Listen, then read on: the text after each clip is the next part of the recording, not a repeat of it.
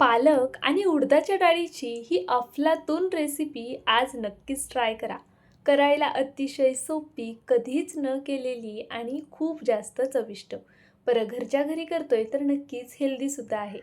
त्यासाठी इथे मूठभर पालक मी छान असा स्वच्छ धुवून घेतला.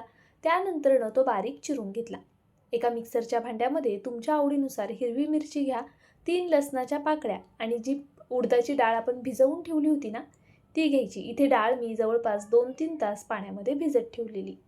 ही डाळ आपल्याला छान अशी स्मूथ वाटून घ्यायची आहे, अगदी बारीक अशी वाटून घ्यायची. आता एका मोठ्या भांड्यामध्ये ही संपूर्ण डाळ वाटून आपण काढून घेऊया. तोपर्यंत तुम्ही व्हिडिओला लाईक करून घ्या आणि नवीन असाल तर प्लीज सबस्क्राईब करून घ्या. तर पहा, आता मी दुसरं मिक्सरचं भांडं घेतलं आहे. त्यामध्ये आपल्याला चिंच घालायची आहे. त्यानंतरनं बारीक पातळ कट केलेलं खोबरं घालायचं, थोडेसे शेंगदाणे आणि फुटाण्याची डाळ घालायची आहे. सोबतच तुमच्या आवडीनुसार पुन्हा इथे हिरवी मिरची घ्यायची आहे, चवीनुसार मीठ घालायचं आणि साखर घालायची. अर्धा चमचा साखर नक्की घाला. त्याचबरोबर मूठभर कोथिंबीर आणि थोडंसं पाणी घालून हे छान असं बारीक वाटून घ्यायचं. आता इथे सुद्धा चिंचेऐवजी तुम्ही लिंबाच्या रसाचा वापर केलात ना तरीसुद्धा चालणार आहे. तर पहा, मस्त अशी ही चटणी आपली वाटून झालेली आहे. आता आपण एका भांड्यामध्ये ही चटणी काढून घेऊया आणि पटकनी फोडणी तयार करूया. फोडणीसाठी सगळ्यात आधी इथे मी उडदाची डाळ घातली आहे. त्यानंतरनं मोहरी, जिरं, कढीपत्त्याची पानं आणि हिंग घालायचं आणि ही गरमागरम फोडणी यावरती घालून घ्यायची. तेल छान कडकडीत गरम करा आणि त्यानंतरनं फोडणी तयार करा. तुम्ही डायरेक्ट गॅसवरती ही फोडणी केलीत तरीसुद्धा चालणार आहे.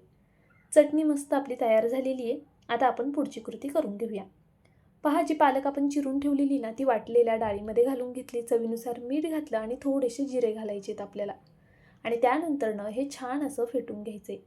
कमीत कमी 5 मिनटं तरी तुम्हाला हे छान फेटायचे.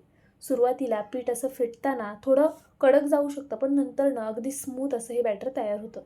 पहा, भजी सोडल्याबरोबर तेलामध्ये वरती तरंगली गेलेली आहे. मस्त अशी आपली ही भजी तयार झाली आहे. पालकचा वापर करून ही उडदाची भजी नक्की करून पहा. तुम्ही हवं तर मेदूवड्याचा सुद्धा आकार देऊ शकता. मस्त गरमागरम, अगदी वरतून कुरकुरीत आणि आतून भरपूर जाळी पडणारी ही भजी आणि चटणी नक्कीच ट्राय करा. व्हिडिओ आवडला असेल तर लाईक करा. डिटेलमध्ये व्हिडिओ मी आपल्या यूट्यूब चॅनलवरती अपलोड केलेला आहे, तर तो पाहायला विसरू नका.